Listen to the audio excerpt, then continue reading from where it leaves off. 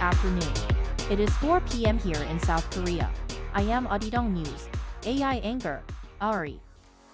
South Korea recorded its largest current account surplus in more than 2 years on the back of strong exports in May. According to the Bank of Korea on Friday, the country's overall current account balance in May recorded a surplus of $8.9 billion. This marks the largest surplus since September 2021 and was mostly driven by exports surging around 11% on-year on robust demand for semiconductors. It's also a turnaround from April when the current account swung into the red for the first time in a year on the back of increased dividend payments to foreign investors. Samsung Electronics has beaten market expectations, projecting higher operating profits in the second quarter compared to the year before. The South Korean tech giant reported Friday an estimated second quarter operating profit of 10.4 trillion Korean won or around $7.5 billion, marking over a 15-fold surge from the same period in 2023. This comes as demand and prices for memory chips increased due to the boom in artificial intelligence computing. Sales jumped 23.3% on-year to 74 trillion won or around $53.6 billion for the same period. Israeli Prime Minister Benjamin Netanyahu has agreed to send a delegation to negotiate a new ceasefire and hostage deal with Hamas. The announcement comes a day after reports emerged that the Palestinian militant group had sent a new ceasefire proposal. The Israeli Prime Minister's office said that Netanyahu had also discussed the new ceasefire and hostage release deal over the phone with U.S. President Joe Biden.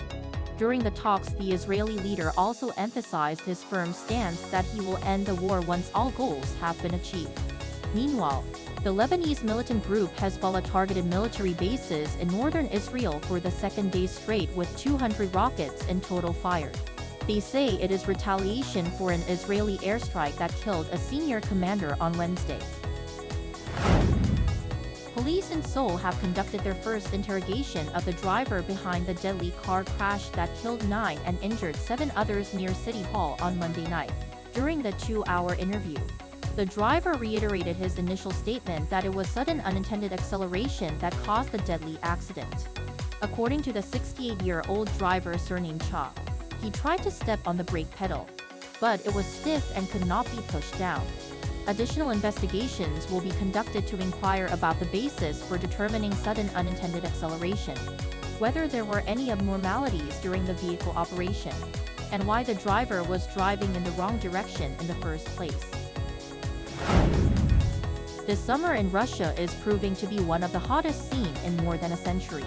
Moscow broke its 1917 temperature record this week, and many cities across the country are sweltering in temperatures well above 35 degrees Celsius.